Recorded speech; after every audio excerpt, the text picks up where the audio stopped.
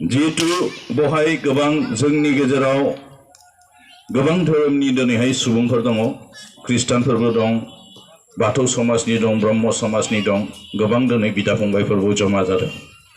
आं बेखौसो बुंलांनो नागिरदों जेरैबायदि मोजाङै मोजां थांनाय दुर्गा फुजाया बारलांबाय बेबादिनो फैबाय थानाय 16 तारिखआव लक्ष्मी फुजा जानो थांगासिनो दं नंगौना नङा दा बेनिखायनो लक्ष्मी होननायजों लोगोसे बिमा माहारि बेखौ जोङो लक्ष्मी होननानै जोङो मानियो दा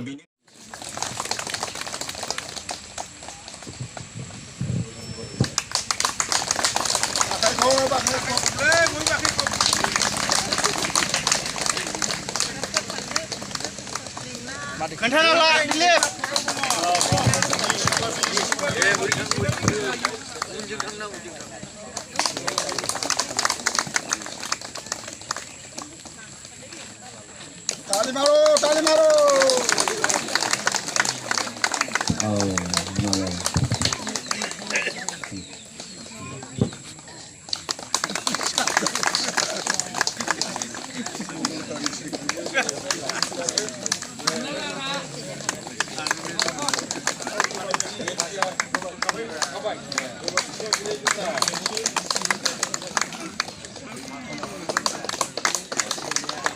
ताली मारो माबा मोनथाम मोनब्रै बादि जाबाय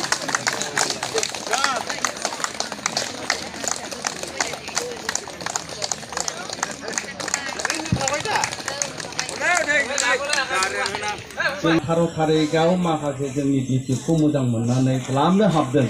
दा बेफोरबो जुदि सोरबा दङबा फैयोबा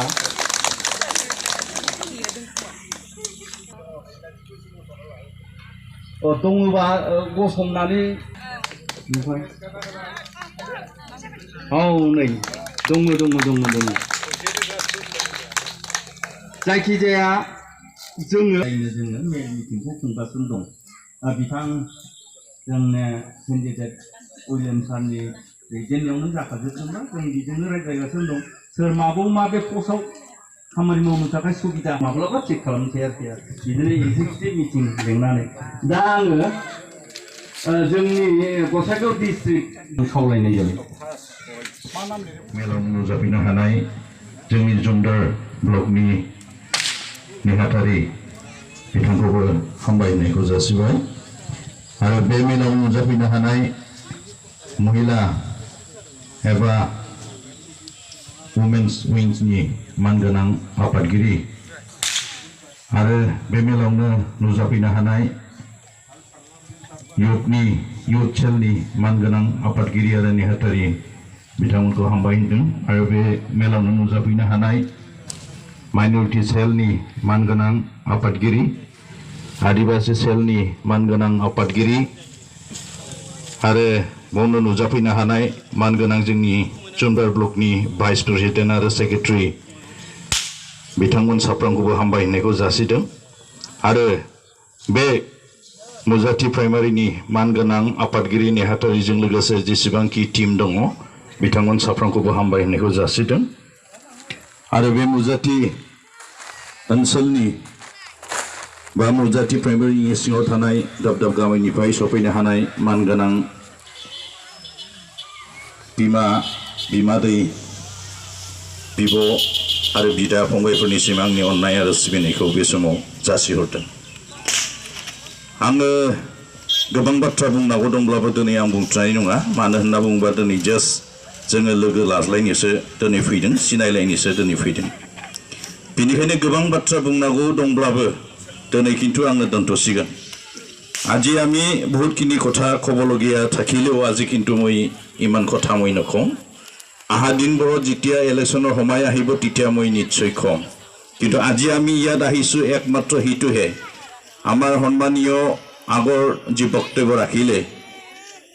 আমাৰ ডিষ্ট্ৰিক্টৰ ভাইচ প্ৰেচিডেণ্ট তেখেতে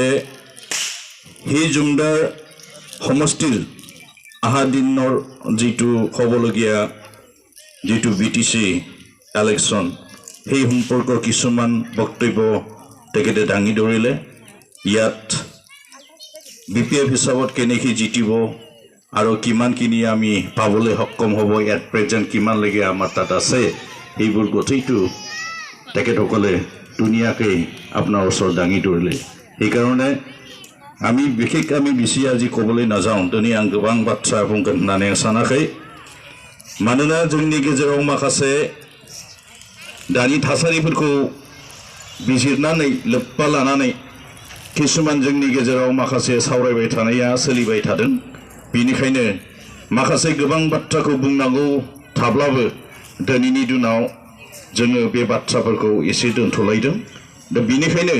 फैबाय थानाय समाव नोंथांमोननि गेजेराव जोङो निश्चय बिपिएफ दोलोनि मावलांगोन माखासे पलिसि माखासे विजन युथ जेनेरेशननि थाखाय बेफोरखौ लानानै जोङो निश्चय नोंथांमोननि सिगाङाव फैबाय थानाय समावहाय जों बाथ्राखौ लाखिगोन दा बेनिखायनो दिनै आं बेखौल' खावलायलांनो नागिरदों जिहेतु बहाय गोबां जोंनि गेजेराव गोबां धोरोमनि दिनैहाय सुबुंफोर दङ ख्रिस्टानफोरबो दं बाथौ समाजनि दं ब्रह्म समाजनि दं गोबां दिनै बिदा फंबायफोरबो जमा जादों आं बेखौसो बुंलांनो नागिरदों जेरैबायदि मोजाङै मोजां थांनाय दुर्गा फुजाया बारलांबाय बेबादिनो फैबाय थानाय 16 तारिखआव लक्ष्मी फुजा जानो थांगासिनो दं नंगौना नङा दा बेनिखायनो लक्ष्मी होननायजों लोगोसे बिमा माहारि बेखौ जोङो लक्ष्मी होननानै जोङो मानियो दा बेनिखायनो आं बेखौसो खावलायगोन फैबाय थानाय समावहाय बे लक्ष्मी फुजानि दुवारै जोंनि गेजेराव शान्ति गोजोना फैयो जोंनि गेजेराव खौसेथिया फैयो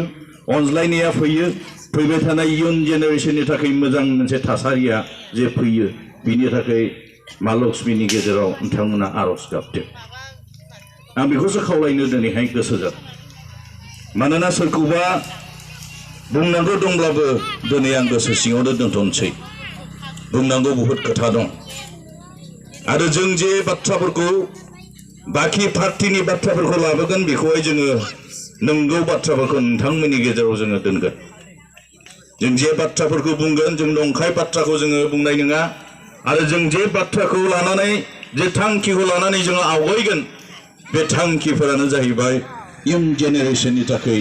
बे ओनसोलनि थाखाय गासिबो हारि माहारिनि गासिबो जनगोष्ठीनि थाखाय मोजांनि थाखाय साननानै जोङो आवगायगोन आरो बे बाथ्राफोरखौ नोंथांमोननि गेजेराव जोङो दोनगोन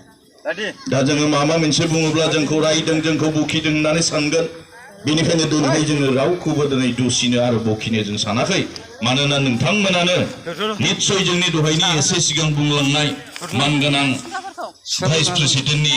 बाथ्रा बुंनायाव निश्चय नोंथांमोनखौ जेसेखिनि सफैबाय एसेबाबो बुजिनो हाखाबाय सोर माबादि सिगां माबादि मावदोंमोन एट प्रेजेन्ट सोर माबादि मावगासिनो दङ दा बेनिखायनो बेखौहाय गुवारै आङो बेखेवनानै नोंथांमोननि सिगाङाव आरो फोरमायबावनांगौ होननानै आं सानाखै दा बेनिखायनो आङो मोनसे खावलायलांबावनो नागिरदों जोंनि बहाय जेसेखिनि मानगोनां जोंनि दैदेनगिरि फैदों साफ्रोमबोनि सिगां मोनसे खावलायनो नागिरदों आंनो एडभान्स एसे सम होग्रोनायनि थाखाय धन्यबाद आरो आं बेखौबो खावलायनो नागिरदों हयथ' आङो जोबजासिमबो हयथ' थानो हाया जानो हागौ मानोना मोनसे जायगायाव आङो लक्ष्मी फुजा जागोन कमिटिजों आङो जिरायहैगोन मानोना थांनाय दुर्गा फुजा कमिटिनि साफ्रोमबोजोंबो जोङो बिपिएफ दोलोआ लोगो लादों हानायखिनि अनसुंथाइखौ जोङो होबोदों आरो बे लक्ष्मी फुजानि मुङावबो मोनफ्रोमबो लक्ष्मी फुजानि कमिटिनि बिथांमोनजों जोङो जिरायदों रायज्लायदों हानायखिनि जोङो आखाइ फोलावदों हानायखिनि जोङो हेफाजाब होबोदों आरो मोनफ्रोमबो कमिटिनि दैदेनगिरिफोरा जोंखौ नाजावना लादों आरो बिथांमोना गोसो खुसियैहाय जोंनि थांनाय हेफाजाब होनायाव गिदिर रंजानायखौ मोनदों दा बेबायदिनो जोंनि बे जुन्दार समष्टियाव लक्ष्मी फुजा खालामग्रा बिथांमोना गैयाबाबो 30निफ्राय 35तासो ग्रुप दङ दा बेनिखायनो जोंनि गेजेराव दा बर्तमान 30 सोआ जोब्बाय मोनबासो दासिमबो दङ दा बेखौहाय दिनै आरो गाबोननि गेजेराव कमप्लिट खालामनांगौ दा बेनिखायनो जिहेतु आङो थाजोबनोबो हायाबो जानो हागौ ओंखायनो जोंनि दैदेनगिरि सारमोननिसिम गुरैयै खर' गंलायै आं खावलायदों आं थांग्रोनायाव जे सारमोना गाज्रि मोना आरो नोंथांमोनाबो आंनि सायावहाय गाज्रि जे साना बेयो आंनि गुरै खावलायनाय थाबाय जियानो हक गिदिर रंजानाय मोनदों जे नैबे जायगायावहाय बांसिनानो बिमाफोरा दिनैहाय नुजाथिफैदों आरो जे जायगायाव बिमाफोरा नुजाथियो बहाय फिसाफोरनि थाखाय गिदिर मोनसे आशीर्बादा फैयो दा बेनिखायनो जोंनि बे बिपिएल दलनि थाखायबो गिदिर मोनसे आशीर्बाद गोनां होननानै जोङो दिनैहाय सानदों आरो जों जेराव जिरायदों बेयो मोनसे गोथार मोनसे प्लेस बेयो मन्दिरनि मोनसे प्लेस बेनिखायनो आं सानो जोङो बेवहाय गिदिर बोर गोनां जागोन दा जियानो हक आं गोलाव बाथ्रा बुंला जिखुनु हक फैबाय थानाय समावहाय पार्टीनि माखासे एजेन्डाफोरखौ लानानै निश्चय नोंथांमोननि गेजेराव